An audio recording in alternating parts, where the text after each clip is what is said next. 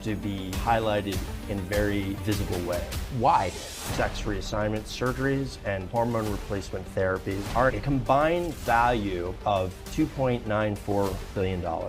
By 2030, it would increase to $7.5 billion. There are no long-term studies that show the efficacy of taking these very powerful pharmaceuticals. One of the most graphic and invasive procedures is a vaginoplasty. That is where male to female patient is castrated, testicles are removed, and the penis is inverted to create a vaginal cavity. They can't even do lip filler in a convincing way in this country. You can't tell me they can recreate something as complex as female genitalia. The Biden administration has kind of tacitly endorsed reconstructive surgery for minors. The child will often know that they are transgender from the moment that they have any ability to express themselves. There's 300,000 transgender youth. That number has, by the way, doubled over 5 years. They face a lifetime of zero sexual function. It's almost too crazy. It's perverse. If someone had told you 15 years ago that kids in your, say, daughter's 9th grade class would be coming to school in drag and would be affirmed in that by their teachers and the broader community, you would say there's no chance that could happen in this country. And of course, it has happened, and it's now happening at scale. Transgenderism is not just a fad, it's a fact of life across this country, not just the elites, but in small towns, everywhere. And so the question is, how did something this unnatural and prima facie demented happen so quickly? Well, of course, there's got to be money involved. Interestingly, no one that we're aware of has taken a close forensic look at where the money's coming from and where it's going. And that's why we're so delighted to see research done by our next guest, Chris Moritz, who's a longtime investment banker and policy guy, has done on this question. Transgenderism. It didn't happen by accident. Some people are profiting from it. And with that, we introduce our guest who joins us here on set. Thank you. Thank you, Tucker. It's beyond pleasure to be here. Well, we're grateful to have you. And there's been a lot of complaining about this. It's clearly a destructive trend that's hurting people, particularly children, destabilizing the society, and it doesn't make any sense. So it's making all of us irrational.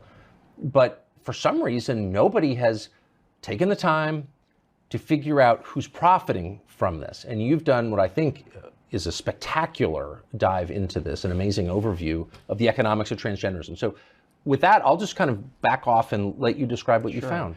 Well, I think there's so many elements to this issue. Yes. Philosophical, religious even. Yes. Religious sociological. Especially. Of course. Yeah. But the economics of it, what I call transgender Inc., is something that has gotten very, very little attention, and it deserves to be highlighted in a very visible way. Yes. Because this is a market that in 2018, this market is made up of sex reassignment surgeries and hormone replacement therapies, which include a number of different pharmaceutical products. But the combined value sales of sex reassignment surgeries and the pharmaceutical products in 2018 was $2.94 billion. By 2022, that figure had rose to $4.18 billion.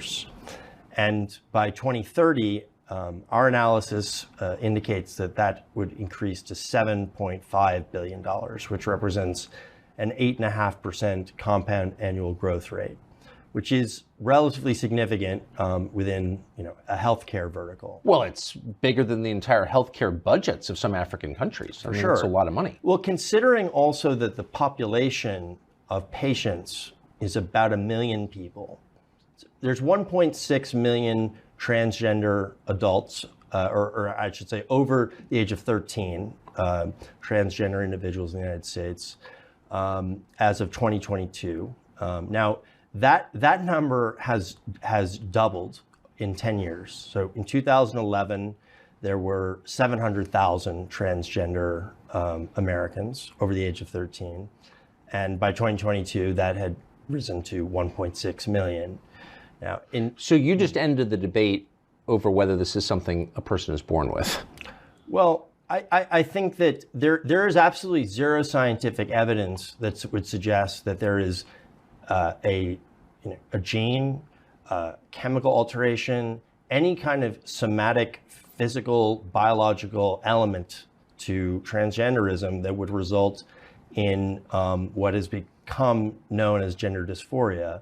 And in fact, if we get deeper into the medical research, we find that there are no clinical studies, none, on the long-term efficacy, consequences, and in many cases debilitating life-term effects of these procedures and pharmaceutical products, especially on children. Were there no studies?